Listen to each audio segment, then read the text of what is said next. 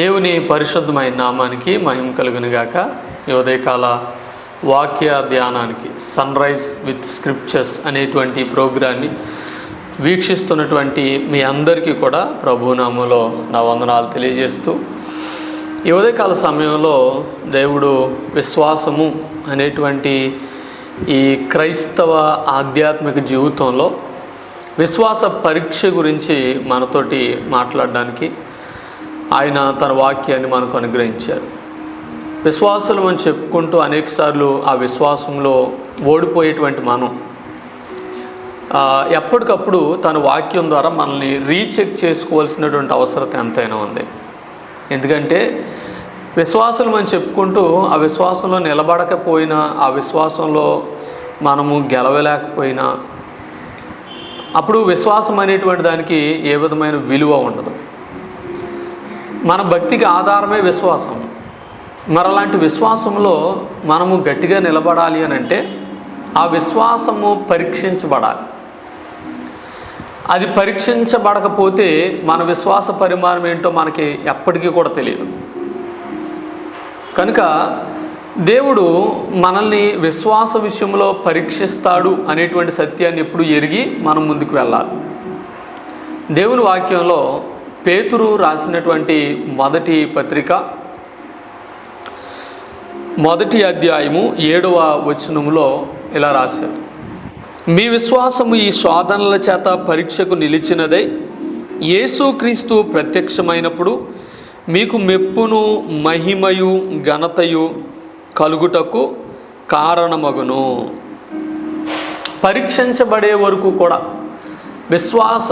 విశ్వాసములో మనకున్న బలం ఏంటో, విశ్వాస పరిమాణం ఏమిటో, మనం ఎంత విశ్వాసాన్ని కలిగి ఉన్నామో తెలియదు.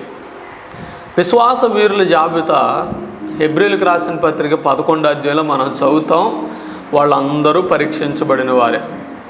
అబ్రహాము కూడా పరీక్షించబడే వరకు ఆయన విశ్వాసులకు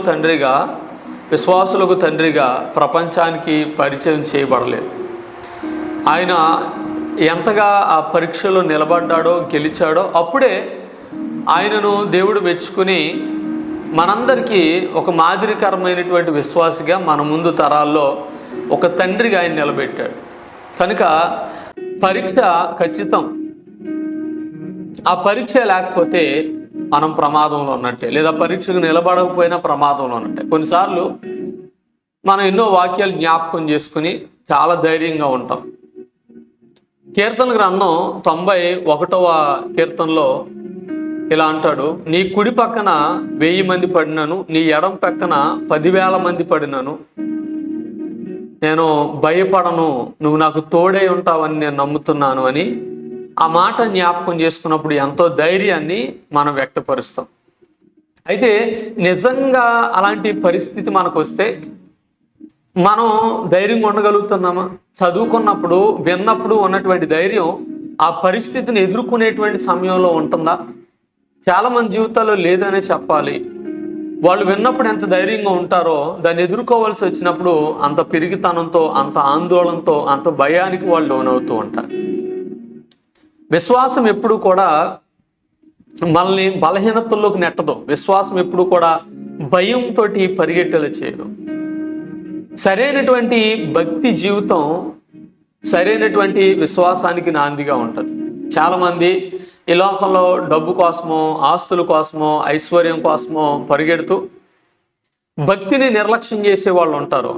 ఎక్కువ శాతం ఇలాంటి వాళ్ళే కష్టం వచ్చినప్పుడు వాళ్ళు ఆ విశ్వాస పరీక్షలో నిలబడలేక వెనుదిరిగిపోయేటువంటి వారుగా ఉంటారు.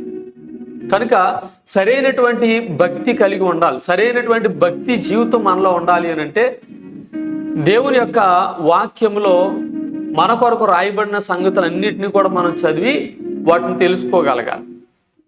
చాలామంది చేసే పొరపాటు ఏంటి? పాస్టర్ గారు కష్టం వచ్చేసిందండి, అసలు తట్టుకోలేకపోతున్నాం, ఈ దుఃఖము, ఈ బాధ, ఇది ఎలా ఎదుర్కోవాలో మాకు అర్థం కావట్లేదు, ప్రార్థన చేయండి అని ఎంతో బలహీనతలోకి, కృంగుదలలోకి లోనైపోయి చాలామంది విశ్వాసులు అనబడేటువంటి వాళ్ళు కూడా ఉంటారు. వాళ్ళు చేసేటువంటి తప్పు ఏంటి అంటే వాళ్ళు బాగున్న రోజులు, వాళ్ళకి ఏ కీడు రానన్ని రోజులు మేము విశ్వాసంలోనే ఉన్నాము అని అనుకుంటారు, మేము చాలా మంచి విశ్వాసులం అని అనుకుంటారు.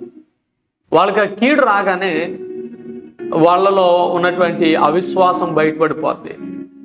విశ్వాసి ఎప్పుడు కూడా నిలబడే ఉంటాడు.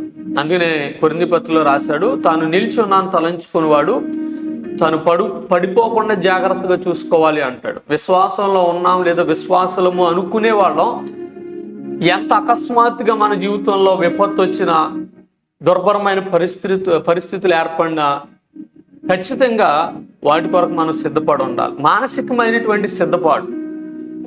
యోబు జీవితంలో ఆయన ఎన్ని కష్టాలు ఎదుర్కొన్నాడండి. యోబుకు కలిగిన కష్టాల్లో 1% మనకు కలిగినా నిలబడగలమా?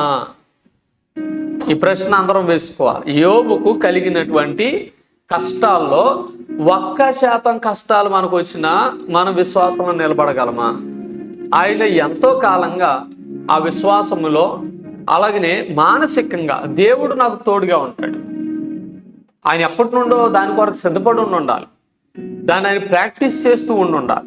తద్వారా అలాంటి ఒక పరిస్థితి ఎదురైనప్పుడు ఆయన తడబడిపోలేదు, కంగారు పడిపోలేదు, భయపడిపోలేదు, ధైర్యంగా ఉన్నాడు.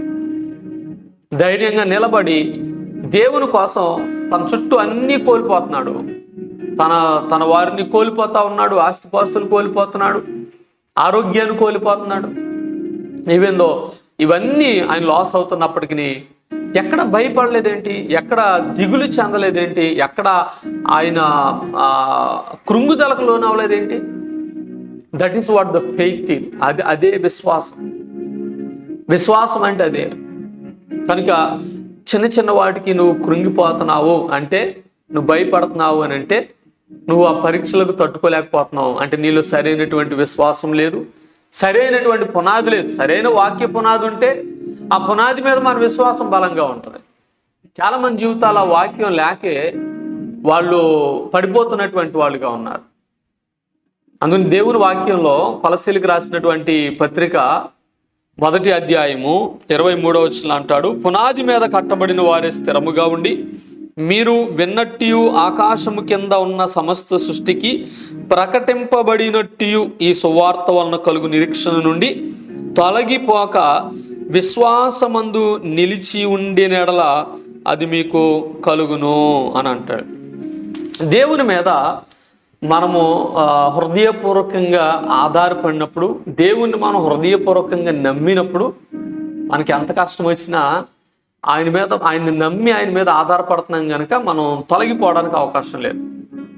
ఎప్పుడైతే ఆయనను మనం సంపూర్తిగా నమ్మకుండా ఆయన మీద ఆధారపడకుండా ఉంటే అప్పుడు ఖచ్చితంగా పడిపోవడానికి అవకాశం ఉంటుంది.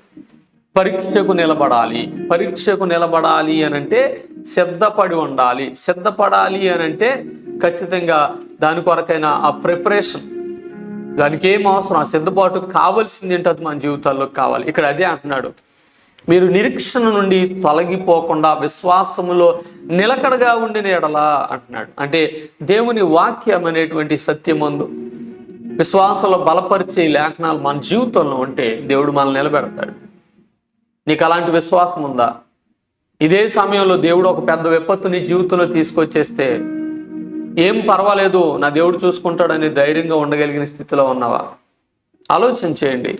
విశ్వాసంలో బలహీనైపోవద్దు. విశ్వాసులని చెప్పుకుంటూ అందులో బలహీనలు ఉంటే ఇంక ఏంటి ప్రయోజనం? ఇన్ని సంవత్సరాలు క్రైస్తవుడిగా విశ్వాసనని చెప్పుకుని సంఘాల్లో పరిచర్యలో వాడబడుతూ, పాటలు పాడుతూ, ప్రార్థన చేస్తూ ఎంత గొప్ప క్రైస్తవుడు అని చెప్పుకుంటే మాత్రం కదిలిపోయేటువంటి విశ్వాసం ఎందుకు?